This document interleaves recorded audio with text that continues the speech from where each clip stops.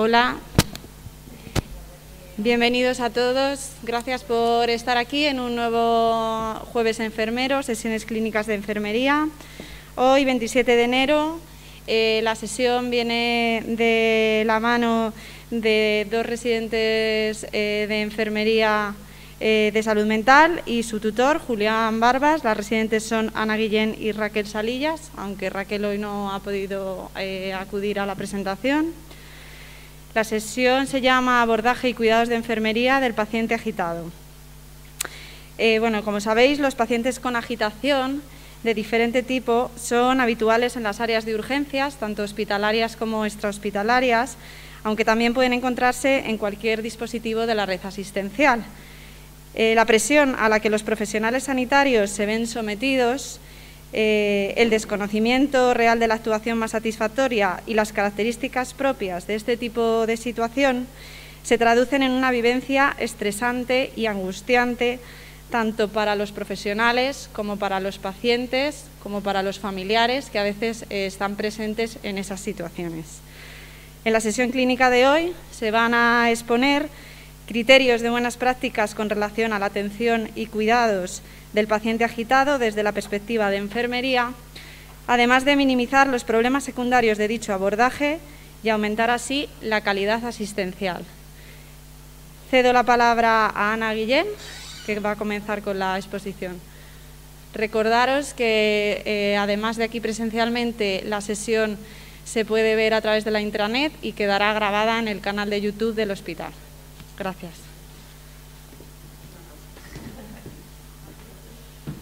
Bueno, no sé si lo pongo aquí. Bueno, querido público, muchas gracias, primero de todo, porque da mucha ilusión exponer una cosa y que haya gente, eso es así. En fin, bueno, pues nada, como ha comentado en la presentación, bueno, pues sobre un poco los abordajes y cuidados de enfermería del paciente agitado. Bueno, a modo de introducción, un poco objetivar un poco cómo lo vamos a exponer. Vamos a hacer como dos partes, una la va a hacer mi tutor y otra yo, y yo voy a ir más encaminada a la desactivación verbal, a la desescalada verbal. Él va a ir más hacia la contención farmacológica, aislamiento terapéutico y un poquito también de inmovilización terapéutica. Bueno, quien me conoce sabe que soy muy de cuadros y a mí esto me motiva mucho. Y bueno, pues estos dos cuadros los busqué y reflejaban un poco, bueno, pues la desesperación y la angustia psicótica que muchos enfermos y personas a día de hoy sufren y padecen. El primero es de Munch, es un autor noruego, y aunque todo el mundo lo niegue, en verdad no es tanto sobre salud mental, sino sobre el desamor. Es una obra pictórica que son 6 cuadros y el último es el desamor. El siguiente que tenemos a la derecha es de Van Gogh, ¿vale? Y es en la época como más oscura de Van Gogh, cuando ya estuvo ingresado en el psiquiátrico de Saint-Rémy, y en verdad no es un retrato autobiográfico como se piensa, sino que es más bien pues un retrato que había un hombre en la posguerra y lo reproduzco al lapicero y luego en esa época final lo imprimió y lo redujo ahí. Y bueno, pues eso, para valorar un poco lo que es la angustia psicótica, la desesperación y lo que muchos de estos pacientes sufren. Y bueno, ya de verdad, la exposición empieza aquí. Bueno, como concepto la agitación psicomotriz la vamos a definir como un estado de inquietud, ¿vale? Esto sí que es muy característico de los pacientes. Es una inquietud tanto motora como psíquica. Hay un aumento incontenible de la movilidad física y una sensación de tensión interna difícil de controlar, acompañada de alteraciones en la esfera emocional. ¿Qué signos y síntomas vamos a encontrar? Bueno, pues pueden ser todos o puede ser uno solo, no hace falta que sean todos los síntomas. Pero bueno, moverse constantemente, como estamos diciendo, la desinhibición verbal, hablar muchísimo, muy deprisa, la falta de conexión de ideas, un estado emocional intenso, con ansiedad, con irritabilidad, hostilidad, angustia, pánico, euforia, gesticulaciones acerbadas acompañadas de esa desinhibición verbal.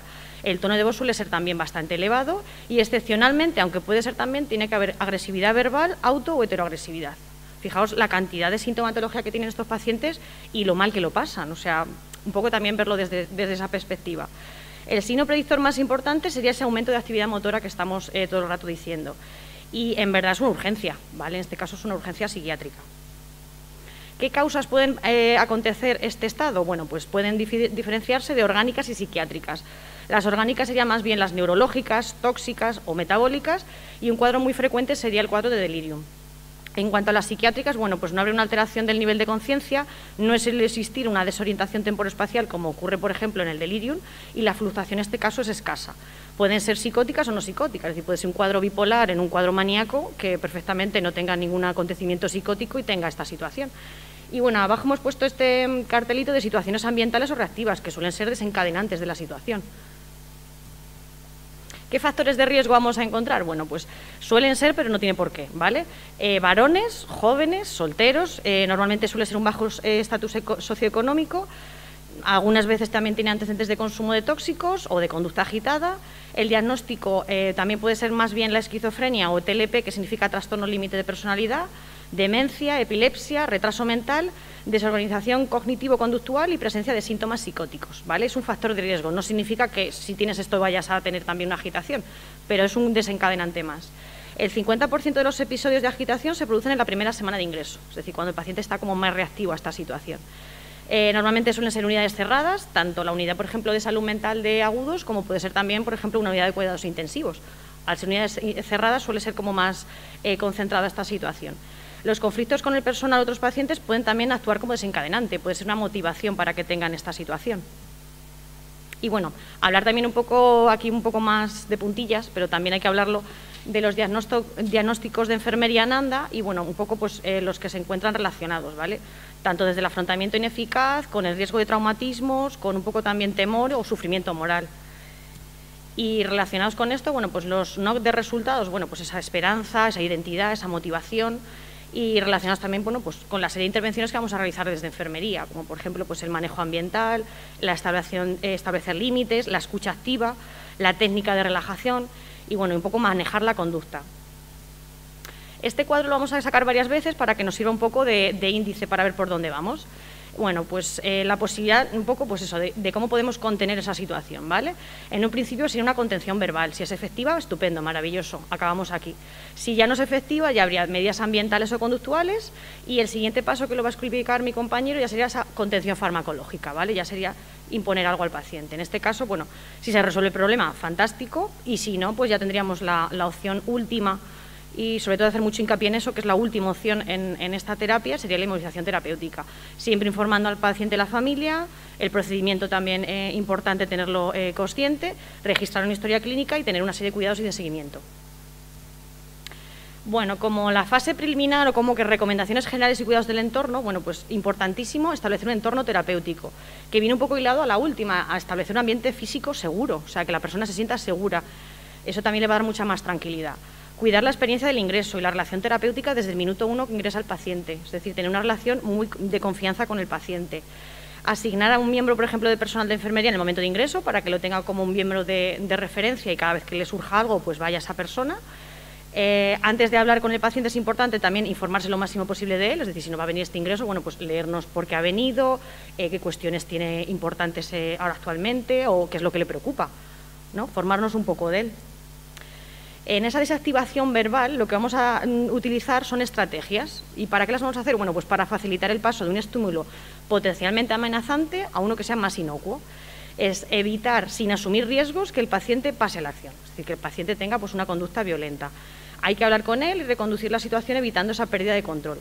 Siempre en este caso es reducir el nivel de ansiedad. Ese es nuestro objetivo final siempre en la desescalada verbal. ¿Qué pautas de actuación no verbales podemos aquí intervenir o realizar? Bueno, pues los gestos no han de ser amenazantes y defensivos, es decir, intentaremos movernos de una manera pues lo más pausada posible y que no produzcamos tampoco una indefensión en el paciente. La actitud ha de ser abierta, tranquila, que invite al diálogo y la privacidad. No se debe mirar de forma directa y continuada al paciente, porque al final también le estaremos intentando, bueno, pues retar un poco con esa mirada. Intentar que el paciente y el profesional estén sentados a la misma altura. También es muy importante cuando se está hablando con alguien que no tengamos una posición de autoridad o que al revés, o que esa persona nos mire con indefensión, ¿vale? Se debe escuchar con calma y bueno, pues el tono también muy importante, suave, relajado, seguro y no sea ni una forma intimidatoria o provocadora. Aquí me quiero detener un poco más porque la comunicación interpersonal es fundamental en la desescalada verbal. O sea, lo que comunicamos simplemente con nuestro lenguaje corporal, solamente para el paciente y para nosotros o para cualquiera que nos valore, es un 55%, o sea, es más de la mitad. Y como lenguaje corporal tenemos la postura, tenemos nuestro lenguaje no verbal, tenemos la posición de los brazos, si los avanzamos, si los retiramos. Y toda esta situación solamente afecta ya un 55%, incluyendo el tono en un 38%, es decir, cómo decimos las cosas, la velocidad con la decimos, si lo decimos de una manera muy altanera, si lo decimos con una manera más suave, más sutil. O sea, solamente eso ya ocupa todo ese porcentaje. Y la elección de las palabras, es decir, lo que le vayamos a decir al final al paciente solamente es un 7%, que a lo mejor le va a decir que no puede hacer una actividad, pero fijaos lo importante que es lo que transmitimos solamente con el lenguaje no corporal, o sea, corporal. Ante el riesgo de agitación inminente, ¿qué vamos a hacer? Bueno, pues advertir al paciente de que el personal sanitario está ahí para evitar esa pérdida de control, proponer al paciente la resolución de cualquier problema por la vía del diálogo, o sea, siempre intentar por esa vía del diálogo infundir un poco, bueno, pues de esperanza en ese sentido, ofrecer al paciente el tratamiento farmacológico que tenga pautado para disminuir ese nivel de angustia o de ansiedad, es decir, cuando la vía del diálogo no ha sido efectiva, bueno, pues mira, te propongo a ver si con esta medicación puedes intentar reducir ese nivel de angustia o ansiedad. Informar al paciente de que se recurrirá de la inmovilización si la ocasión lo requiere, es decir, si se está haciendo daño a sí mismo, a los demás, o bien está manipulando pues, algún utensilio de la unidad o de algo que pueda correr riesgo nosotros o el propio paciente, pues se requerirá esta medida. Y algunas veces también es efectivo es hacer una exhibición de fuerza, es decir, que el paciente vea que el personal sanitario, incluso los vigilantes de seguridad, están dispuestos a poner en práctica esa inmovilización si se llega a tal punto. Un poco hablar también de las etapas de una desescalada conductual, es hablar un poco, bueno, pues como si fuera una cima, nos imaginamos como si fuera una montaña y en la cual, bueno, pues en un primer momento estamos en calma, es decir, una persona relativamente calmada, cooperadora, hay un desencadenante, ¿vale? Hay un conflicto sin resolver, hay algo que nos motiva para que tengamos ahí un malestar. Comenzamos con agitación, es decir, me enfado, no tengo un objetivo claro, pero me enfado. Y empieza una aceleración. Esa aceleración es el conflicto que permanece sin resolver. Es decir, sigo encerrado en ese conflicto, nadie me dice nada, sigo pum, pum, pum, pum, pum, pum, hasta que llego a la cima. Ahí estoy fuera de control. Ahí no hay ningún momento en el que me pueda venir abajo. La desescalada verbal vendría un poquito antes. Es decir, cuando está agitado y acelerado es como, vamos a ver, ¿qué te pasa? Vamos a hablar, intentamos solucionar el problema antes de que vaya más. Porque en la cima el paciente no nos va a escuchar. Directamente el paciente va a hacer pues eso, su compulsión de fuerza. Esta desescalada, es decir, cuando ya haya roto mobiliario o cuando ya haya agredido o autoagredido, si no se ha puesto fin antes a esta conducta, bueno, pues habrá una desescalada por parte de él. Es decir, esas emociones han venido tiradas y lo que ha hecho, pues eso, una confusión y esa gravedad pues va a ir bajando porque ya, pues ya ha descontrolado y a nivel conductual, bueno, pues ha tirado algo y ya me quedo tranquilo. Vendría después lo que sería la recuperación, en el cual pues, ya se le ha pasado el enfado, ya ha hecho todo lo que tenía que hacer y ya rebaja esa intensidad. También repito que puede ser así o no, hay gente que pum y se activa y no hay calma, desencadenante, aceleración, pero bueno, normalmente es así. En cuanto a hablar también un poco de los dominios que estamos todo el rato hablando, bueno, pues vamos a explicarlos un poquito más detenidamente. Respetar espacio personal normalmente son de 2 brazos de distancia, ¿vale? Si el personal o el paciente necesitan más distancia, se pondrá más distancia. Tampoco nos bloquearemos nunca las salidas, ¿vale? Si el paciente quiere irse, pues que se vaya por donde ha venido. Y si nosotros en un momento dado vemos que la situación no, nos marcharíamos. No ser provocativo, es decir, no entrar al trapo, no entrar, es que tú eres tonta, es que no sabes una mierda, y tú, pues sí, pues no sé qué, no. O sea, intentar reducir un poco también ese nivel, porque ponernos a esa altura no vamos a mejorar en nada la situación, al revés, lo vamos a provocar más. Y lo de aquí también introduciría lo de mirar, o sea, es muy importante que no miremos fijamente mucho tiempo al paciente porque se va a sentir mal en ese sentido. Establecer contacto verbal adecuado, ¿vale? Lo que estamos hablando del tono, un tono adecuado, cordial, que sea como una especie de escucha empática, que lo estemos escuchando, pero al final el paciente también se sienta escuchado. Y bueno, también hablar un poco aquí, aparte de ese contacto verbal, que normalmente suele ser una persona, ¿vale? La persona que más afianzado tenga el contacto con él, con más afianzamiento a nivel terapéutico, o bien la persona que más formación tenga en este sentido. Es decir, hay gente que acaba de llegar en el ingreso y no sabemos quién es. Bueno, pues la gente que tenga un poco más de docencia. Ser conciso, frases cortas, o sea, no le vamos a explicar la Biblia, simplemente frases cortas, te pasa algo, tienes algún problema, te puede ayudar, intentar ser bastante conciso a la hora de hablar y sobre todo si no lo entiendes, repetir con las mismas palabras y no subir el tono, porque si empezamos a subir el tono el hombre también pues, se vendrá un poquito más arriba. Identificaremos demandas y sentimientos, es decir, en este sentido, bueno, ¿qué te preocupa? ¿Qué te puedo atender? ¿En qué te puedo ayudar? ¿No? Identificar un poco eso, ¿qué pasa? ¿Que estás nervioso? ¿Qué te preocupa? ¿No? Intentar mitigarlo desde ahí. Escuchar lo que estamos hablando, con esa escucha empática y atenta al paciente, y también mostrar acuerdo o desacuerdo, es decir, vale, entiendo que estés enfadado porque no puedes salir, pero entiende la situación, yo te propongo, bueno, pues realizar terapias de juegos, yo te propongo salir al balcón, o sea, intentar alguna estrategia para que el paciente se sienta escuchado, sienta que estás de acuerdo con él, pero que tampoco sea una imposición nuestra, que porque lo digo yo, no, ¿vale? Hacerle ver un poco eso. Establecer también de forma clara los límites, o sea, yo te puedo dejar un poco de manga ancha, pero hasta cierto punto. Yo no te puedo dejar que agredas a un compañero, que tú autoagredas o que lances cosas, o sea, ¿vale? Y ofrecer alternativas reales, muy importante. No ganamos nada si le estamos diciendo todo el rato, no te preocupes, que mañana te vas de alta, si te vas a ir a tu casa, porque lo mismo no pasa así y al día siguiente estamos con él otra vez. Dice, pero bueno, ¿tú no me decías que me iba a ir de alta? ¿O qué pasa aquí? ¿Vale? Y si han sido necesarias intervenciones un poco coercitivas, en este caso sería, por ejemplo, la inmovilización terapéutica, es muy importante hablar de ello con el paciente, es decir, ¿qué ha pasado? Mira, ha pasado esta situación y sobre todo no quitarle hierro, pero intentar, pues eso, hablar con el paciente de una manera que el paciente se sienta escuchado. Eso es súper importante y eso es lo que valoramos y lo que valoran más los pacientes, que se escuche diariamente. Bueno, y aquí viene mi señor tutor a hacer la segunda parte.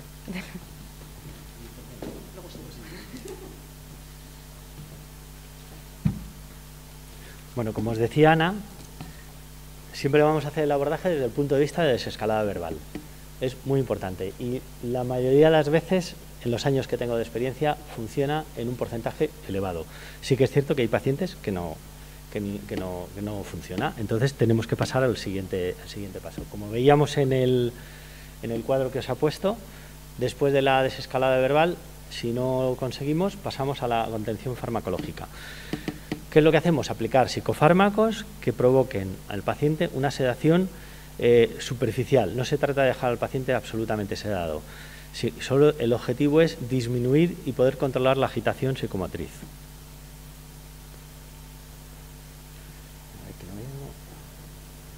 ¿Al intro? Vale. No.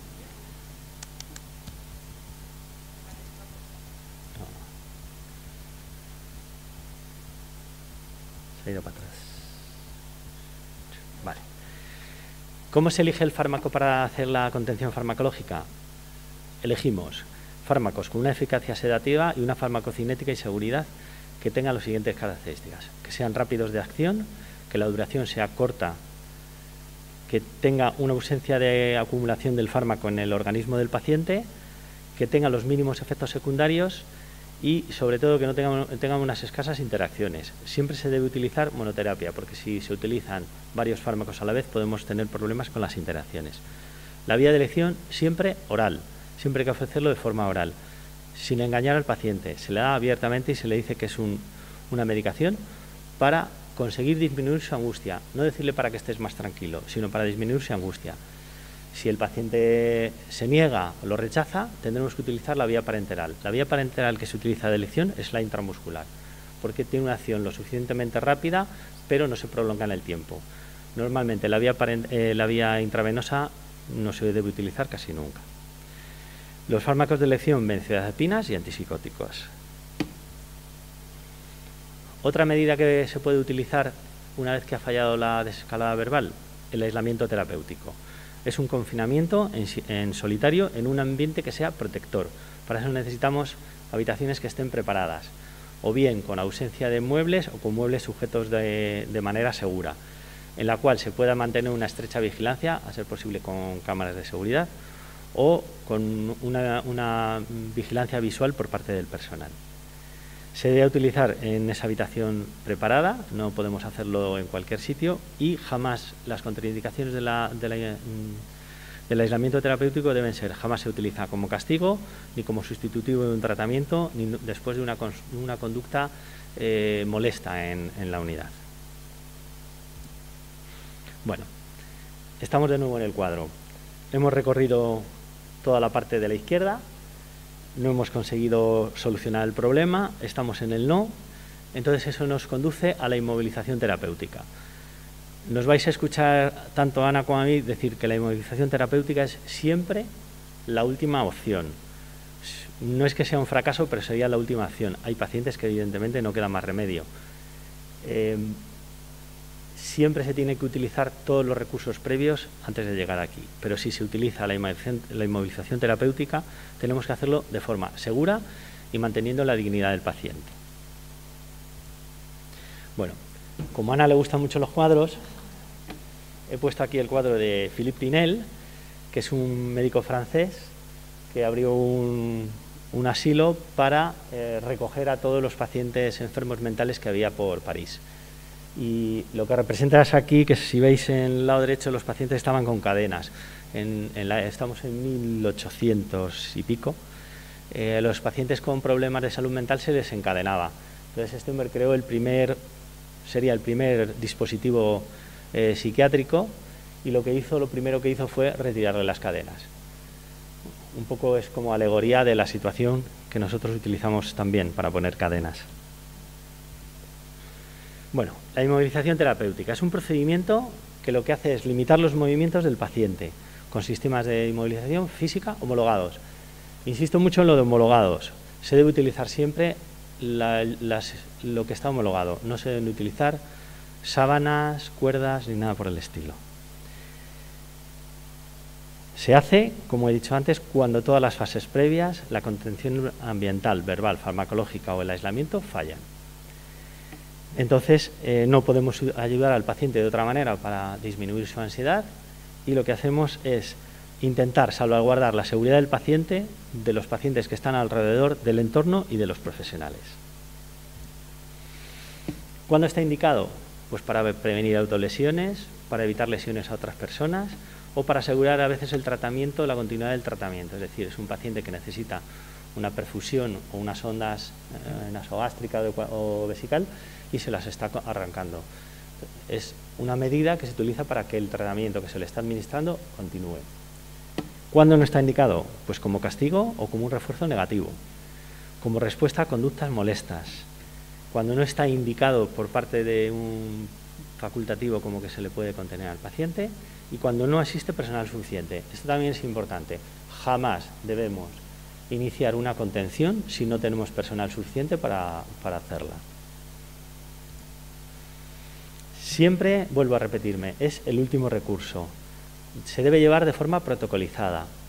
Se entiende que cuando se hace este tipo de procedimiento es un procedimiento que está protocolizado por escrito, con un personal formado específicamente en colocarlo, con un material adecuado y siempre manteniendo una actitud respetuosa y empática hacia la situación del paciente. El protocolo debe ser conocido por el personal que lo aplica y seguir todos los pasos. ¿Qué recursos necesitamos?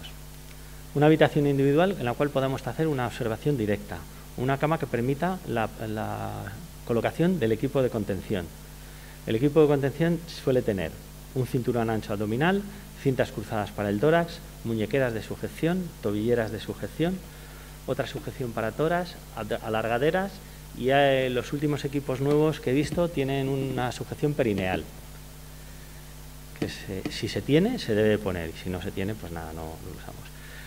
Se utiliza una llave magnética para abrir y cerrar los anclajes y los botones magnéticos. Los recursos humanos, mínimo 4 personas. A esto me refiero a no iniciar una contención si no tenemos personal suficiente. Lo ideal son 5. Una para contener cada extremidad, los 2 brazos, las 2 piernas, y otra para sujetar la cabeza. Una de estas personas será la encargada de dirigir el procedimiento.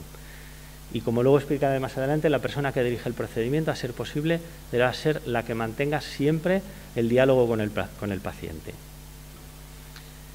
Personal que no está colaborando y que lo único que va a hacer es poner más nervioso al paciente, es mejor que se mantengan fuera del alcance de la vista del paciente, en un sitio donde puedan en un momento dado, si hace falta más ayuda, intervenir, pero fuera del ámbito del paciente. Como decía Ana, siempre que se pueda hay que pedir apoyo por parte de seguridad de celadores, ¿de acuerdo? Pero sobre todo en el aspecto de salvaguardar nuestra seguridad. La indicación de la inmovilización siempre la hace el médico responsable del paciente. En caso de urgencias, pues el médico de guardia. En caso de urgencia, el personal de enfermería, una enfermera o un enfermero, puede iniciar la contención. Puede, una vez desarrolladas todas las fases previas y que han fallado, puede iniciar la contención, pero inmediatamente hay que informar al médico y la tiene que autorizar. Bueno, ahora lo que voy a intentar es desgranarlo en partes para ir viendo qué qué aspectos hay en cada momento de la intervención. Hay que preparar el entorno en la preparación del personal, del paciente y del material. En el entorno, una vez que se está tomada la decisión de la contención, se deja de negociar y se deja de tener el diálogo con el paciente. No puedes estar sí, no, sí, no, sí, porque eso hace poner al paciente mucho más nervioso y al personal le descontrola también. Hay que primero tener el personal necesario y avisarlo. Tener el equipo de contención preparado. En las unidades de hospitalización de psiquiatría sí que se suele tener una cama preparada. En otras unidades, pues a lo mejor eso no es factible. Entonces, en las unidades en las cuales no se puede tener una cama o habitación específica para contención, lo que hay que tener es el material ubicado en un sitio que todo el mundo sepa dónde está, limpio y con todo que no falte ninguna pieza. Porque luego lo que pasa es que con las prisas llegamos y tenemos la mitad. Cuando ya se prevé que se va a hacer la contención, lo que se hace es que en la habitación donde se va a contener al paciente se intenta que no haya ningún objeto que pueda ser peligroso. Se retira todo lo que esté de sobra. Se despejan los pasillos y los espacios próximos si es posible. Si está en una habitación compartida, lo que hay que hacer es desplazar a ese paciente hasta que luego se busque una habitación individual, pero el paciente con contención debe estar en una habitación individual. Se le invita al otro paciente a salir. Si hay familiares por los pasillos, igual, se les invitará a que se vayan a la sala de espera para que no contemplen la situación. No por ocultarlo, sino porque es una situación un poco tensa y desagradable. Debemos mantener una actitud de calma, de confianza y de objetividad, y sobre todo de respeto hacia el paciente. Nosotros debemos protegernos, eliminando todo el material que llevemos en el pijama que pueda ser peligroso. Llaves, tijeras, relojes y ponernos guantes. Haber informado al médico y comprobar que el médico ha autorizado la contención por escrito en la historia clínica. Tener claro, pongo aquí, decidir quién dirija el procedimiento. Esto normalmente se debería de tener protocolizado. En caso de contención, en el equipo que estamos hoy, como decía Ana, el que más experiencia tiene es el que debe dirigir. Hay situaciones en las cuales a lo mejor el paciente tiene una mayor empatía o afinidad por un profesional y a lo mejor lo puede hacer otra persona. Pues quien mejor lo pueda hacer, lo tiene que hacer, pero debe estar decidido. No podemos estar justo en el momento de la situación crítica decidiendo qué hace cada uno. La persona que dirige tiene que estar en el campo visual del paciente siempre. Será el interlocutor y mantener la distancia adecuada, que comentaba también Ana. Bueno, preparación del paciente. Lo normal es invitar al paciente que nos acompañe a su habitación para hacer la contención. Siempre hay que intentar hasta el último momento manejar el diálogo. ¿Qué puede pasar? Pues que el paciente se niegue. Me niego a ir a mi habitación y entonces tendremos que hacer la contención en donde estamos. La contención se haría inmovilizando al paciente sobre el suelo, en decúbito supino, inmovilizando brazos y piernas y otra persona sujetando la cabeza. Y entonces se le trasladaría al paciente a la habitación. Se le debe siempre informar con asertividad y con firmeza de que se va a hacer la contención. Bueno, se le ha dado margen y en ese momento se toma la decisión. Se le debe dar tiempo a que el paciente entienda las demandas verbales que le decimos, de decir, venga, acompáñanos a la habitación. No se trata de que le digamos, acompáñanos, venga inmediatamente. A veces hay que darle tiempo a que procese la información. Explicarle que una vez que esté en la habitación y que va a estar contenido, no le vamos a abandonar, le vamos a seguir atendiendo y todas sus necesidades van a estar cubiertas. Y luego ya veremos en el seguimiento que va a haber que hacer una serie de revisiones y visitas periódicas. Revisar que el paciente no tiene ningún objeto peligroso en el pijama o a su alcance. Vuelvo a repetirme, siempre hay que utilizar sistemas de contención homologados. En el hospital no hay problema porque lo tenemos, pero por ejemplo, se realizan a veces contenciones en unidades de residencias sociosanitarias y se utilizan a veces vendas, sábanas y cosas que están fuera de lo que está marcado. El utilizar este tipo de material puede llegar a producir daño al paciente y consecuencias graves. El material debe estar guardado en un sitio identificado, de fácil acceso y cómodo. Hay que revisar que la cama está correcta, que el material está todo preparado para hacerlo. Comprobar que la cama está frenada. Esto parece una obviedad, pero no es la primera vez que se va a contener a un paciente, la cama no está frenada y van el paciente y el personal prácticamente al suelo. El equipo tiene que estar revisado y limpio. En las unidades de psiquiatría existe un protocolo en el cual se revisa y existe una revisión de ese material de forma periódica. Una vez que trasladamos al paciente a la cama, le colocamos sobre la sujeción en decúbito supino. El orden para fijar las sujeciones es primero el cinturón abdominal, luego las extremidades inferiores, luego las superiores y luego, si disponemos la parte de sujeción de tórax cruzado, también. Siempre se deberán colocar las sujeciones en diagonal. Es decir, si contengo el brazo derecho, hay que contener la pierna izquierda. Una vez contenido el paciente, comprobar que los cierres de seguridad están bien cerrados. En ese momento de crisis todo el mundo vamos deprisa, con nervios, y a veces no se colocan bien los botones magnéticos. Luego, si el paciente hace fuerza, lo puede soltar. También debemos comprobar que las sujeciones, aparte de estar bien aseguradas, no le están produciendo daño al paciente, no le comprimen en exceso. La cama se debe colocar entre 30 y 45 grados para evitar las broncoaspiraciones y para permitir que el paciente pueda ver y tener contacto con el medio, no se quede totalmente aislado. Y la mínima sujeción legal que existe son 3 puntos. No podemos dejar sujeto al paciente con una muñequera solo o incluso solo con el cinturón, porque eso va a motivar que el paciente se salga, se caiga y se lesione. Algo muy importante y que creo que muchas de las veces no se hace en casi ningún sitio. Finalizada la inmovilización terapéutica, está recomendado que todo el personal, médicos, enfermeras, técnicos auxiliares y celadores, hagan una pequeña reunión, no hace falta que sea algo largo, en la cual se reevalúe las acciones que han llevado a cabo para, primero, el personal va a poder expresar los sentimientos que ha tenido en ese momento, que a veces son también complicados. Y se puede mejorar el procedimiento viendo las cosas que nos han salido bien, las cosas que nos han salido mal. O sea, ese tipo de reuniones se llama debriefing, y que en algunos hospitales se utilizan incluso para otro tipo de intervenciones como paradas y situaciones de crisis. Como también ya hemos comentado, todo lo que realicemos tiene que quedar reflejado en la historia. ¿Qué debe quedar reflejado en la historia?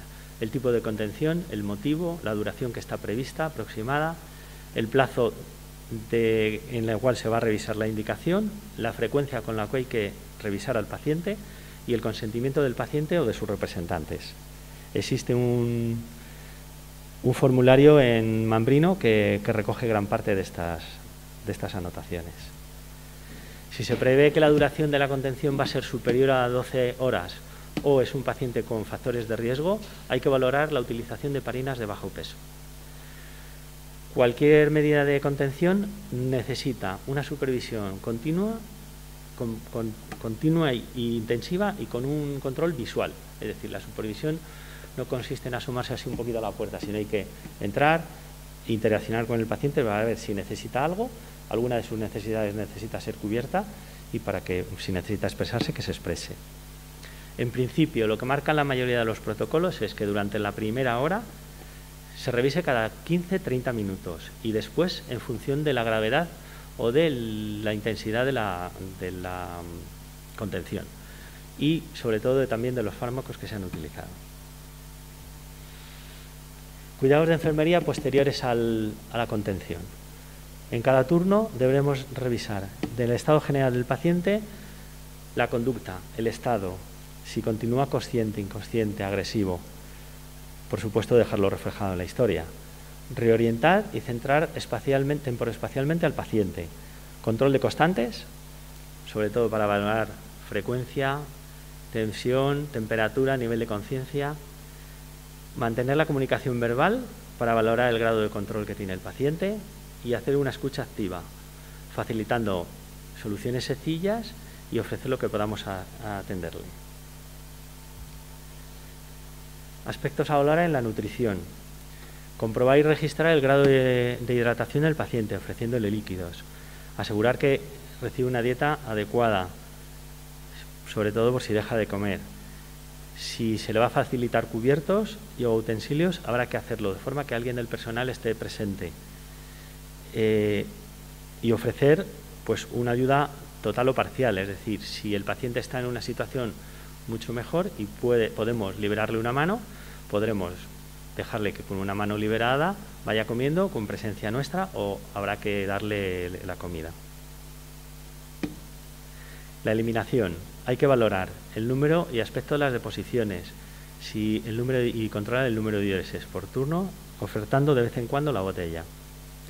Contraindicado totalmente el poner pañales. Mantener la alineación corporal en la parte de actividad de reposo, la alineación, comprobar que si precisa o no precisa movilizaciones, cambios posturales y sobre todo revisar, aprovechando además en lo siguiente que sería la higiene, si tiene algún tipo de roce por la fricción con las sábanas, por los movimientos del paciente. Hay que hacer la higiene del paciente o, si es factible, que ayudarle en su autocuidado. Realizar la higiene bucal después de la ingesta y hidratar la piel para prevenir las úlceras por presión. Llega el momento de la descontención. El paciente va mejorando y hay que retirar la contención. La valoración se debe hacer de forma conjunta entre el facultativo y enfermería. Siempre al final la decisión de contener o descontener va a ser del facultativo. Se debe de realizar de forma progresiva, sobre todo para valorar si realmente el paciente está en condiciones de volver a estar sin la contención. Se podría ir retirando un punto cada hora y valorar su nivel de capacidad de autocontrol, que nos puede pasar que quitemos toda la contención de golpe y nos encontremos con que el paciente todavía no ha sido capaz, no tiene la capacidad de ese control de angustia. Cuando se va a hacer la contención, siempre habrá que hacerlo teniendo profesionales suficientes cerca por si acaso hubiera que volver a contener. Se debe anotar la fecha, la hora de retirada y las incidencias que se produzcan. Y aquí, bueno, he hecho una especie de decálogo sobre la atención al paciente agitado que resume un poco parte hasta donde hemos contado ahora. El paciente agitado no es un paciente violento, esto hay que distinguirlo. No es lo mismo un paciente que está agitado por una angustia psicológica a un paciente que es violento porque es violento. Es decir, alguien te llega en la calle y te empieza a pegar, te amenaza, quien tiene que intervenir es las fuerzas de orden público, en un hospital igual. Si un paciente se pone a pegar a la gente porque es violento, no es una contención, es la intervención de la policía. La agitación psicomotriz es una urgencia psiquiátrica, como decía Ana. Hay que restablecer el autocontrol, facilitando la exteriorización de los pensamientos e intentar implantar límites de conducta claros. Nunca negarse a escuchar al paciente. Se debe ser honesto, escucharle, no prometerle cosas que no vamos a poder cumplir, porque luego al día siguiente vamos a tener el mismo problema. Siempre hay que estar acompañado de frente, sin asumir riesgos innecesarios, antes de que el paciente pase a la acción. Ofrecerle medicación para ayudarle en su angustia, no para estar más tranquilo. Y debemos estar sensibilizados, formados y disponer de las habilidades suficientes. Siempre respetar la legislación vigente y los derechos humanos. Y siempre registrar todo lo que ha sucedido. Y ahora le doy paso a Ana, aquí vamos a cachitos, que nos va a contar la última parte, incluido, ¿no?, unos estudios que hay a nivel internacional. He vuelto.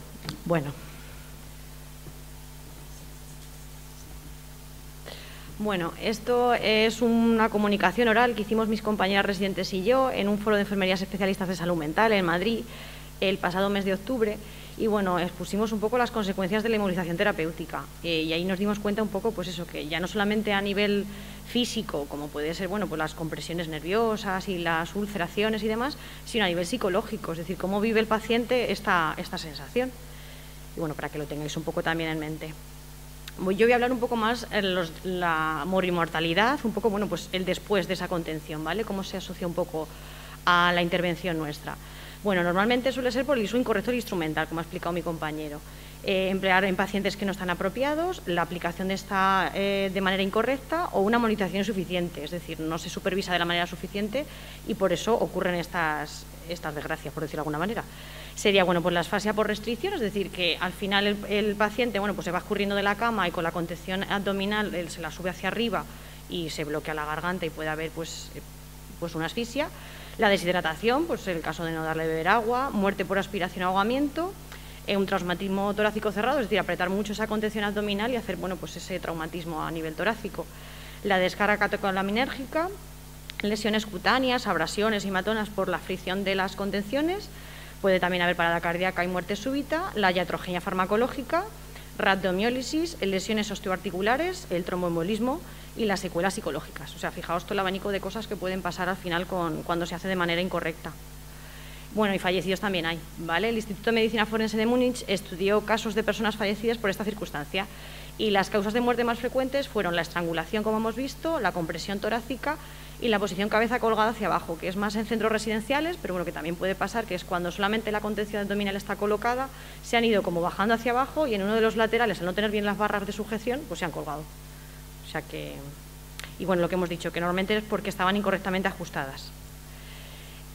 Y voy a hablar un poco también de la experiencia de los profesionales, ¿vale? En este caso, bueno, pues ¿qué es frecuente en nosotros? Bueno, que haya lesiones traumatológicas ocasionadas por esa conducta violenta del paciente, las derivadas del proceso de esa reducción física y de esa contención mecánica y las psicológicas, por supuesto, ¿vale? En este caso pueden ser emociones mixtas y en ocasiones también pueden ser ambivalentes, es decir, puede haber ira, miedo, culpa, desesperanza, que tienen como consecuencia esos fenómenos de desgaste profesional que tanto estamos viendo, del burnout. Y modificación, pues esa negativa en el clima terapéutico, es decir, cuando ya hay una situación de este tipo, ya el clima terapéutico, por mucho que intentemos resolverlo, pues se ha contaminado mucho, por decir de alguna manera. Y sobre todo la relación interpersonal con el paciente, es decir, un paciente que ha tenido una agresión con nosotros, no lo podemos tratar de esa manera como antes, como si no hubiera pasado nada. O sea, hay que hacer como me ha dicho mi compañero, un briefing pues para ver esa situación. Y bueno, la experiencia subjetiva del propio paciente, importantísima, es decir, que ha experimentado, cuáles fueron sus ideas y sentimientos durante esa atención, y el objetivo de esto es ayudarle a ser conscientes de su forma de procesar esa realidad, es decir, cómo ha vivido él eso, si fue un castigo, si fue un método coercitivo, si procesó de verdad que estaba haciendo daño a sus compañeros o a sí mismo o estaba tirando objetos de la unidad, o cómo lo ha vivido, o sea, qué ha sentido de verdad él esa situación emocional, ¿vale? Y bueno, os dejo aquí también esta página web de Cero Contenciones que habla un poco de los testimonios de pacientes que han sufrido la inmovilización terapéutica, un poco pues para ponernos en contacto con esta situación que me parece muy importante también verlo desde esta perspectiva. Y bueno, este dibujo es de un paciente que sufrió la contención mecánica y bueno, pues si veis la imagen de arriba es cuando está contenido, esto no es humano, yo solo quería ayuda, ¿no? Colapso, y luego hace como una simbiosis después. Y en el después, bueno, pues duele y tengo miedo de pedir ayuda. Y pone trauma y pesadillas. O sea, al final hemos generado, si el paciente venía mal y venía pidiendo ayuda, al final hemos hecho que al final el paciente tenga más trauma. O sea, en lugar de ayudarle casi que lo estamos complicando más. Y bueno, hablar un poco también de legislación, es decir, a nivel europeo nos encontramos referencias de CEME, que es contención mecánica, en documentos que legislan sobre los derechos humanos, como este, que es el Convenio para la Protección de los Derechos Humanos y las Libertades Fundamentales.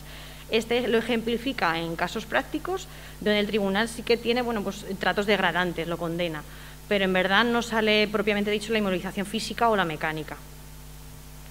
En España, a nivel nacional, tenemos estas tres leyes. Bueno, todos conocemos la primera, la de 41/86, la Ley General de Sanidad, y va dirigida a aquellas actuaciones o acciones que permitan que sea efectivo el derecho a la salud. No menciona contención mecánica, pero te dice, bueno, para que sean efectivas. La segunda ley es de Andalucía, del 31 de marzo, y lo que hace, bueno, es en relación a los usuarios de centros residenciales, es decir, ejemplifica mucho, pero solamente en centros residenciales. Y eso, bueno, pues hace como un hincapié de que haya medidas privativas de libertad, pues sean aprobadas por una autoridad judicial. Y la última que tengo aquí es la del 41/2002, que es la del consentimiento informado. Y bueno, pues eso, es imprescindible el consentimiento informado, exceptuando en situaciones de preservar la vida y la salud del paciente, es decir, deja ahí un vacío un poco legal. Y bueno, lo que es en la actualidad, que es lo que nos sirve. En noviembre de 2016, uno de los grupos políticos que ponen el Parlamento del Estado español sí que presentó esta proposición no de ley. En esta era, bueno, pues eliminar sujeciones mecánicas en el ámbito asistencial, ¿vale? Para ser discutida en esa Comisión de Sanidad y Servicios Sociales. Y en abril de 2017, todos los grupos también hizo esta proposición no de ley, y esta es sobre la coerción, ¿vale?, de los servicios de salud mental. Y bueno, como todos sabemos, actualmente estamos en época COVID y todo esto se ha paralizado un montón, pero en verdad sí que hay varias iniciativas de que estos métodos, al final de cuentas, tengan caducidad y no se lleven a la práctica. Y bueno, también como último así de legislación, hablar un poco de que en julio de 2017 el relator especial de la ONU sobre el derecho a la salud emitió un informe sobre el derecho de toda persona al disfrute del más alto nivel posible de salud física y mental. En él decía que se deberían ampliar las intervenciones psicosociales eficaces en el ámbito comunitario y abandonar la cultura de la coacción, el aislamiento y la medicalización excesiva, y facilitar así la transición hacia la erradicación de todos los tratamientos psiquiátricos forzosos y el aislamiento, conllevando un cambio de paradigma basado en la recuperación y la atención comunitaria. O sea, es un cambio de paradigma totalmente hacia lo comunitario. Y esto ya se dijo en 2017. Lo que pasa que como está todo tan lento. Bueno, un poco de programas y un poco de alternativas. Aquí he investigado un poquillo y básicamente casi todas son extranjeras, eso es así. Pero bueno, son programas que se están llevando a cabo y que son efectivos. Y bueno, voy a empezar con el programa Restrain Yourself, que se dio en 2019 y se desarrolló bueno, pues para reducir la contención mecánica, implantándolo ya de por sí un 22%. Se trató de implementar 6 core strategies, que son una serie de estrategias, en conjunto con otras técnicas alternativas a la contención. ¿Qué nos supuso esto como resultado? Bueno, pues en las salas donde se hizo esta estrategia se quedaron en 6,62 eventos por cada 1000 camas, en comparación con las que no se hizo nada, que fue 9,38, o sea que se redujo. Por otra parte, estudios previos sugirieron que la identificación temprana de pacientes de alto riesgo, que es lo que, si os acordáis, en factores de riesgo hemos visto un poquito también, y para prevenirlo y reducirlo, o sea, vigilar qué pacientes tienen alto riesgo y reducirlos desde el mismo momento que aparecen por urgencias, por ejemplo. ¿Qué factores? Pues los que hemos comentado antes un poco, ¿vale? Una esquizofrenia, un trastorno mental orgánico, el sexo masculino, que vivan solos, que ya sea admisión involuntaria, es decir, que ya no venga por su propio pie el paciente, que ya venga con un ingreso involuntario, o los datos electrónicos obtenidos en las primeras horas tras la admisión, es decir, si el paciente ya está verborreico, si el paciente está demandante, ya como que ves que eso va a la larga, lo que hemos objetivado antes de esta cima, pues ya le ves con tendencia a que pueda venirse esa agitación. Y bueno, el Machine Learning, que es otro programa que se basó en esto, ¿vale? En identificar pacientes con riesgo de sufrir contención mecánica.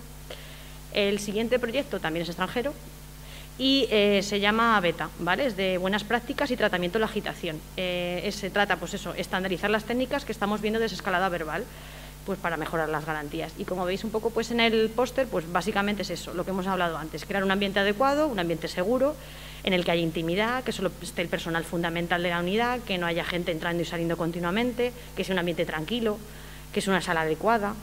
Y bueno, y en el caso de que haya un momento de una especie de agitación, bueno, pues haya una contención verbal, cuidando nuestro lenguaje, tanto la verbal como no verbal, como hemos dicho, y no tener prisa y dejar que el paciente pues exprese el tiempo que sea necesario. Hay pacientes que tardan muchísimo en expresarse, o que pacientes que tienen mucha bradisiquia, que hasta que entienden nuestras connotaciones están como mucho tiempo, pues respetar los tiempos, ¿vale? Porque al final lo vamos a agobiar más.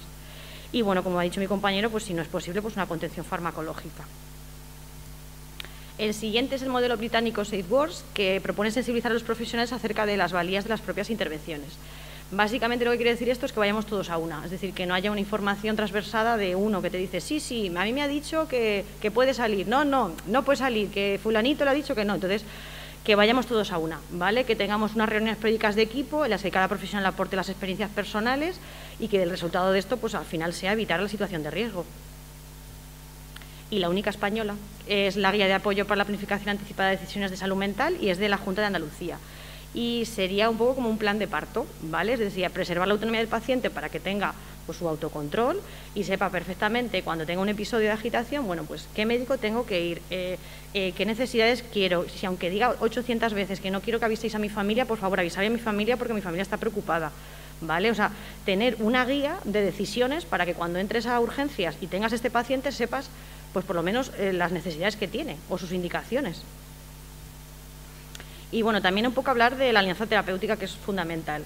Diversos estudios demuestran que la formación de profesionales de enfermería en desescalada verbal reduce el número de pacientes que requieren contención o aislamiento, así como las horas que estos pacientes pasan contenidos. Cuando se resuelve esta agitación de manera no violenta es un éxito, tanto para el paciente como para el personal sanitario. Además, esta forma de resolución no repercute ni física ni psicológicamente a la persona y favorece así, pues eso, que tengamos más alianza terapéutica y por consiguiente el proceso de cuidados. Al final, que una persona no tenga que tener una inmovilización terapéutica es una vamos, es que nos va a buscar ese paciente. Va a decir, hoy no está hoy de turno o no está fulanita o tal. O sea, solamente muchas veces, por lo menos en la planta, la experiencia que tenemos es esa, es decir, hablar, escuchar. Y es que te van a venir a buscar, porque es que necesitan hablar y necesitan expresarse. Entonces, intentar motivar más esto, porque al final es efectivo. La prevalencia, bueno, pues es todavía alta, hasta un 10% de los pacientes atendidos en servicios de urgencias generales y de un 20 a un 50% si consideramos las urgencias como psiquiátricas.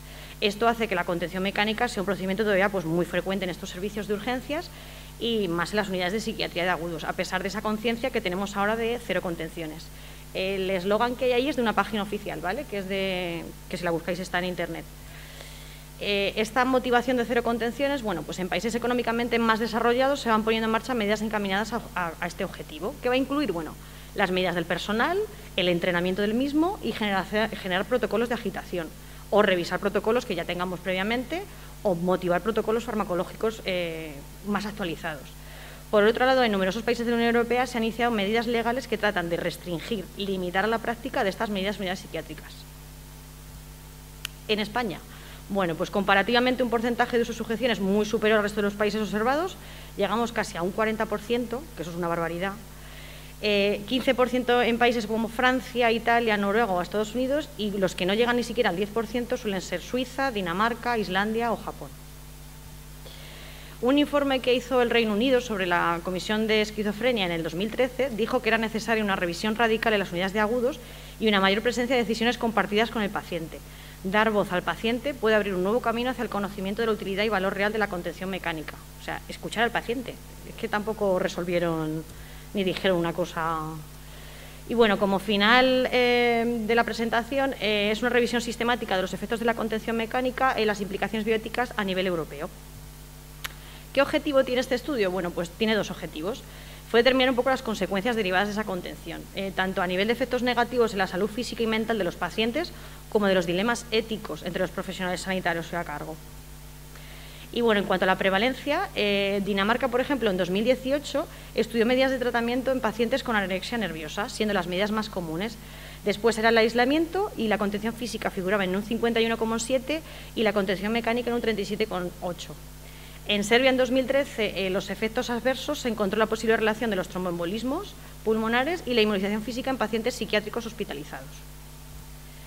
En Múnich, en 2013, también se analizó las muertes de pacientes en relación a la contención mecánica y se demostró que había 26 muertes en una muestra de 2027, que diréis, uy, qué pocas, pero bueno, es que son muertes y son 26. Y también se aludió, bueno, pues a las complicaciones. Y aquí las debarajó en dos ítems. En a corto plazo, que era un poco pues la complicación de la pérdida de autonomía, de la libertad y la dificultad de las relaciones sociales, y un a largo plazo, bueno, pues decía atrofia muscular, empeoramiento de la atrofia, si previamente ya tenía el hombre atrofia, y también, bueno, la trombosis venosa, el estrés y los efectos negativos sobre las habilidades cognitivas. Es decir, es que a nivel a largo plazo esa repercusión está ahí. Y bueno, como último estudio fue el de estudio de 10 países, que fue en 2014, y en este caso fueron ingresados contra su voluntad. Y se demostró que los pacientes tratados con contención mecánica tuvieron niveles más altos de desconfianza y los pacientes no tratados con esta medida predominaron síntomas depresivos y ansiedad. Y en la segunda parte del estudio son las prevenciones y las alternativas, ¿vale? En el primer estudio en Alemania 2012 describieron que el uso de intervenciones puede reducir la contención mecánica y posteriormente compararon la eficacia de estos métodos. Que se demostró, bueno, pues que las intervenciones sobre la contención mecánica pueden reducir la tasa de un 31,5 a 22,6. Según este estudio desarrollado en 2014, el factor preventivo más importante de esto era la formación. O sea, solamente que tengamos formación, trabajadores en este aspecto, reducía la contención. Y otros factores como la terapia ambiental cognitiva y la atención centrada en el paciente no mostraron tanta eficacia, mostró más eficacia la formación. En Noruega y Dinamarca, en 2013, se afirmó que había más factores con un efecto significativo en la prevención de la contención mecánica, como la participación de los pacientes, una revisión obligatoria, el uso de salas comunes. Y en este caso, las unidades en las que el personal llevaba un seguimiento de unos casos individuales de contención demostró que se reducía hasta un 64%, con respecto a otros centros en los que no se realizó ningún caso. O sea, fijaos, hasta un 64%. Y en España, como no, un estudio realizado en 2015 y solamente lo que se hizo fue actualizar el protocolo de contención mecánica en este hospital, en el Hospital General de Málaga, y se consiguió disminuir significativamente la duración de la contención. Es verdad que no la frecuencia, pero por lo menos la duración la consiguieron reducir. Y el último estudio, que es el más potente, lo dejo para el final, es el de Alemania de 2018. Entre las acciones estaban la identificación temprana de pacientes de riesgo, que es lo que hemos visto antes, el plan individualizado para el tratamiento psicofarmacológico de los pacientes, el diseño de un perfil de pacientes con alto riesgo de comportamiento violento por un psicólogo, la implicación que haya de pacientes y familia la inclusión de un terapeuta ocupacional para trabajar la integración sensorial y un fisio para que nos facilite también la actividad física. Todo eso, todas esas medidas lograron disminuir considerablemente en comparación con los centros en los que no se implementaba ninguna intervención. Ese enfoque multimodal de programas para la reducción de la contención mecánica demostró ser eficaz en la prevención, disminución de la frecuencia y la duración, o sea, demostró en los 3 ámbitos. O sea, muy bien. Total, como conclusión y ya finalmente ya os dejamos en paz. Dado los efectos negativos, existen múltiples intervenciones para disminuir esa prevalencia, lo que estamos viendo. Importante, formación de profesionales, implicación de pacientes y familia, el registro sistemático de todos los casos en los que se emplea la contención, la utilización de salas y habitaciones comunes que no estén a nivel individual, el trabajo multidisciplinar, el empleo de métodos calmantes no farmacológicos como puede ser la música, incluso la elaboración de una evaluación temprana de los posibles episodios de agitación. Todos estos programas han logrado reducir significativamente el uso de la contención mecánica y destacan la necesidad de individualizar cada caso y que haya un enfoque multidisciplinar de todas estas medidas, dado que funciona y beneficiará al paciente. Y ya está todo, amigas.